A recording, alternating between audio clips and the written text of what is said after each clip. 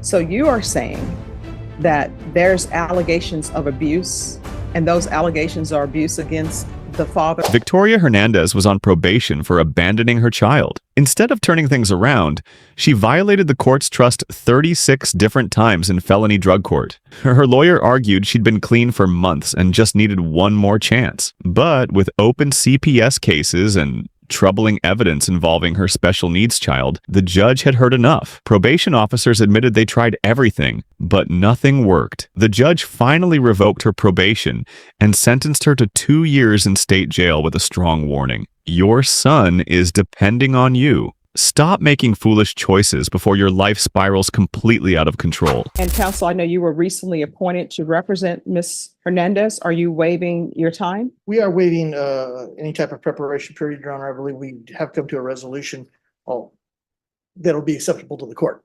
All right. And do you have any objection to proceeding, Ms. Hernandez? No, Your Honor. All right. Are you the same Victoria Irene Hernandez who was placed on deferred adjudication in 2020 CR 8599 for the offense of abandoning a child with intent to return on January 4th, 2021 for a period of 3 years? Is that you? Yes, ma'am. All right. State. Yes, Your Honor, violating condition number 13 on or about the 23rd day of April 2024 in Harris County, Texas. Defendant Victoria Hernandez did then and there operate a motor vehicle without a valid Texas driver's license in violation of condition number 13. How do you plead to that? True or not true? Waiver of any violated conditions. Any objection? No objection, Your Honor. Did you understand by pleading true to violation of condition number 13, the court could find it true, grant the motion, find you guilty, and sentence you up to 2 years in the state jail facility and up to a $10,000 fine? Did you understand that? Yes, Your Honor. Knowing that, do you still wish to plead true to violation of condition 13? I do. Court will find violation of condition number 13 true. Is there a proposed agreement? So there's not. All right, state, what are you requesting? State's requesting revocation. Defense, what are you requesting? Your Honor, probation had made a recommendation to extend for 1 year place Ms. Hernandez in a DDRF, followed by mixed supervision and a parenting class. And as the court could see, she was in felony drug court. DDRF was held in abeyance last time as an option, and she is motivated to go to DDRF, be successful in it. Apparently the wait is only 3 to 6 weeks, and that's what we're asking the court to do. All right, any objection to the court reviewing the court summary? No objection, Your Honor. All right, Ms. Hernandez, I don't think you're a good candidate for probation. And let me just tell you why. Felony drug court is an intensive form of probation. I know that.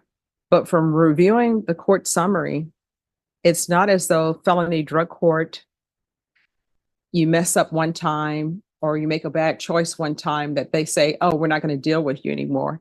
And I'm looking here at the sanctions that they gave you over there. And let me just tell you how many sanctions they gave you, which means this is how many chances they gave you. You understand? So it's 1, 2, 3, 4, 5, 6, 7, 8, 9, 10, 11, 12, 13, 14, 15, 16, 17, 18, 19, 20, 21, 22, 23, 24, 25, 26, 27, 28, 29, 30, 31, 32, 33, 34, 35, 36. That's what you're coming to this court with. 36 times felony drug court was seeking to work with you. So you see where my mindset is? And do you understand why? Yes, Your Honor. And so I placed you on probation here. And even here, you had a motion to revoke filed against you. And that was on, well, it was heard on March 9th, 2022. And that's when you were sent to felony drug court. So I don't think you're a good candidate for probation. Judge, if I could, Yes. one thing for Ms. Hernandez, the good thing about felony drug court for her was that it is our belief that it has worked. She has been clean since September, and if she was tested today, she's gonna come up negative. Mhm. So, it's not like she totally, yeah, there's several things that she did do correctly in felony drug court. There are a number of things, obviously, as the court has seen, that weren't done correctly, but she's made a lot of her appointments and, she has ended up clean, which is the point of felony drug court. I just don't think you're a good candidate. I mean, felony drug court, that's a very good program. And what felony drug court has placed, the issues, I mean, they're major issues, but instead they are still trying to work with you. And they tried to work with you a lot. Here's the thing. I know a lot of people want to stay on probation. They do. Like nobody wants to go to prison. I don't take any joy in sending the people to prison. And everybody that I send to prison or everybody I place on probation, I actually do remember them. Even as a defense attorney, I had some clients who ended up in prison. Guess what? I still remember them and wondering how they're doing and hopefully they've changed their life. And it'll be the same with you. I just don't think you're a good candidate for probation. I think we tried. So, And Judge, the only other thing is she's never been given a felony conviction before. That's why she wants to stay on defer. She's motivated for it. And that's why she was hoping that the probation's recommendation would be followed. all right, this is what I'm going to do. I'm going to find 13 true. I'm going to revoke, find you guilty, and I'll sentence you under 1244. Does anybody want to state any objection to her being sentenced under 1244? All right, I'll sentence you under 1244. Let's talk about the time. Yeah, how much time does she have? Anybody know? Hmm? How about before all the past 3 years? Judge, Yes. so I was going back and forth with the drug court personnel in this case. And there is some concern, if she is given a sentence JSAT. Oh, it's not going to be JSAT. Okay. All right. And what was the concern though? Now you've piqued everyone's interest. Judge, they feel that a JSAT sentence is not the reason why she was kicked out of drug court and so forth. They just don't think JSAT would be appropriate. And some other concerns in regards to her child. So if she was given JSAT, they just have concerns in regards to that. Now, if she was continued, then that would be something different, but they are not in agreement with anything JSAT. All right. So what is the issue with the child? From my understanding, there is a CPS open case for neglect and possible abuse. Not on me, on the father. Okay. There's an open case. And state you're asking for revocation? Correct, Your Honor. So we are not opposed to revocation, but we are not with JSAT. Okay. Judge, if I I mean, may, what I can tell you, I wasn't going to give her judgment satisfied. I just, let me just tell you what my thought processes were. Yes, My Your thought process in reading everything was I saw that there's a child involved, right? This case involves a child and it's abandoned with intent to return. So I understand that child, they're telling the report is special needs, Yes. but she's making horrible choices. at the same time, Judge, if she goes to DDRF, it doesn't kick the can down the road. It puts her in a position where potentially she'll be a better citizen, better productive parent. So DDRF only lasts for long, probation only lasts for long. If we help her continue, she has a possibility of, one more chance. And the court has given plenty of chances before, but if she's given one more chance, there's a possibility that one day she's going to be still with this child, and that child needs a stable parent, and DDRF will help in that potentially. State? Is the state still recommending revocation? Well, Judge, criminal child involved, I mean, the state would be opposed to DDRF. I will tell you what. Your special needs child has saved you. And you are not saving your special needs child. So where is the child now? He is with his father at the moment. The CPS case is on the father and the current girlfriend. And So let me get this straight and correct me if I'm wrong. So you are saying that there's allegations of abuse and those allegations are abuse against the father who he's with? yes, Your Honor. And the case has been open for about they opened one CPS case, my court did, because of the what they had found in my phone. And then the caseworker got in touch with What did with they the find? father. Wait, raise your right hand for me, please. Do you solemnly swear and affirm the testimony you give will be the truth and nothing but the truth? Yes, Your So Honor. help you God. Yes, Your Honor. All right, So state your name. Victoria Hernandez. What did they find in your phone? So they found that, so I had found out that my kid's father was locking my son in the room, and I wasn't aware, so later on, they said that it was because the autism doctor recommended that they lock the door at night, but I thought they were just locking my son in the room all day. And so that's what drug court found on my phone when they were going through our messages, was me getting mad at the dad about locking my son in the room, and so they called CPS for neglect.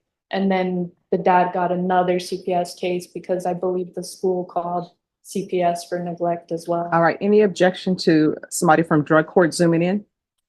No objection. All right, just have a seat. Drug court is going to zoom in so we can get to the bottom of what's going on. All right, we're back on Victoria Hernandez. Hi, Officer Garcia. Hi, Judge. How you doing today? All right, how are you doing? I'm great. I miss you guys. We miss you too. Okay. All right, Miss Hernandez, if you'll come down. All right, so we have Officer Garcia by Zoom. Any objections to her being by Zoom? Defense? No objection, Your All Honor. right, and the state has already stated that they do not have any objections. Officer Garcia, could you raise your right hand for me, please? Do you solemnly swear and affirm the testimony you give will be the truth and nothing but the truth, so help you God? Yes, Your Honor. All right, you can lower your hand. Do you waive any confidentiality that Ms. Garcia has as it relates to your time in felony drug court? Mhm. You're talking about. Oh, no, I don't mind. All right, so you're giving up that right. Yes, Your Honor. All right. Any objection to her testifying in the narrative? No, Your Honor. All right, Officer Garcia. What we're trying to discover is whether or not she should be revoked or whether or not I should send her to DDRF. What has transpired is there's been a mention of a child with special needs because I was inclined to sentence her to the Bexar County Jail under 1244 to 1 year. Can you tell us how she was doing? What have been the issues with her in the drug court, and what would be your recommendation for her? Judge, Victoria was on my caseload the entire time that she was in felony drug court. As you saw in the court summary, we did work with her extensively. Every time there was a violation, we used progressive sanctions. We did have DDRF in abeyance, back on 9/20/2023. Instead of that, we went ahead and gave her the chance to do Alpha Home, which she did complete. However, she went right back to her old criminal thinking, people, places, the basics that we teach in felony drug court. We were working with her, and we happened to do a phone search only because there was another phone search done on another participant, kind of intertwined the two. And that is the only reason why we found out is it fell into our lap. It wasn't something that we were looking for. And we had concerns again because of her special needs child. We do have another case against her in CPS. So the CPS case, there is one pending for the father of her child, and we do also have one for herself. All right. Do you know, with regards to the case for herself, what is that about? Because of what was found on her phone. Ah. So what was found on her phone has absolutely nothing to do with the child's biological father? It's actually both of them are involved. But again, he was the only one that the case had, the first CPS case is only on him. So when we found the information that included both of them, a CPS case was filed against her as well. So what was on her phone? Did it have to do with, I don't want to get into too much, but what was on her phone? Did it have to do with her as it relates to her and her child? Yes, concerning for her to be around her child, absolutely. Okay. And then considering her case that she's on as well. So with that being said, we have seen often that we work with the individuals and there wasn't really enough progress, and we don't feel comfortable with one, probation doesn't like to recommend revocation. But we have seen in drug court that a lot of our participants are getting credit for time served. So we didn't want her to just, get a JSAT and be done, because then there's no problems that are fixed. And then we have the concern for the son, because she will be able to go back and just be around him. That was what she was trying to do while she was on my caseload. So that is very concerning. If I could recommend revocation without the JSAT, I would. And I would like to. That's what I would like to happen. All right.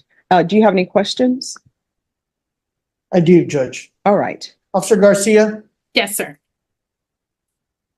throughout her time throughout felony drug court, she tested negative on multiple occasions, correct? She did. However, she also tested positive. How long ago was that? Let me check. Drug test. Well, she did have a no-show, so to us, that was April the 17th. That is considered a positive in felony drug court. Let's see, her last positive would have been September of last year. 2023? Yes. And again, she did go to treatment during that time frame before we just got her back reporting in person. That's all I have for you. Thank you. Mhm. All right. And Officer Garcia, you all are not willing to accept her back. Is that correct? No, Judge. We worked so much with Miss Victoria, and it just seems like we hit a wall at this point. All right. Thank you so much for zooming in on such short notice. I appreciate it. Yes, Judge. You have a good rest of your afternoon. Okay. All right. Bye-bye. Bye-bye. All right. So with her, it's going to be revocation. Phone was not related to you. I wasn't aware the second time around that a CPS case was put on me. I've been in jails. No. My question is, It are you is- still saying that what was on your phone regarding your child is unrelated to you? No. Okay. Judge, in lieu of that, we're asking for the minimum time in law. Apparently she has 158 days in custody over the past 3 or 4 years. And I would argue that, she has done several things right. She's also done several things wrong, but there was several things. She did participate in the felony drug program and did a lot of good things. So we want the court to reflect on that. All right. This is what the court is going to do. Court is going to revoke you. Let me see. Where is the trial court certification? Handed it to the court. I do have it here. The court is going to revoke you. The court is going to find you guilty. The court will give you credit for any time served. The court will give you credit if you successfully complete an inpatient treatment, because I see there was some inpatient treatment maybe through Alpha Homes. If you successfully completed that, the court will give you credit for that. And the court is going to sentence you to 2 years in the state jail facility. I'll recommend the therapeutic community. I can't force them to place you in there, but if you request it, they will consider it. If you don't request it, they will not consider it at all. And I'll also request mental health while she's at the state jail facility. Going to show you what's entitled Trial Court Certification of Defendant's Rights to Appeal. Did you review that with your attorney? Did you understand it? Yes. All right, you have a limited right to appeal. That right to appeal is as it relates to the allegations in the motion, not the fact that you were on deferred adjudication. Because this is a felony conviction, you're not allowed to own or possess any weapons or ammunition. If you have a question over what a weapon or ammunition is, you need to speak to an attorney. Do you understand? Yes, Your Honor. All right, we can go off the record. You're going to have to get your life in order. If you don't, your life is going to continue to spiral out of control. Felony Drug Court is a good program. They work with you for 2 years trying to help you, and you still just want to do whatever you've been doing, which is not good for your son. I always tell people you're an adult. Your son is not an adult. Your son is 100% dependent on you, upon you, and you're just doing foolish things. Good luck to you.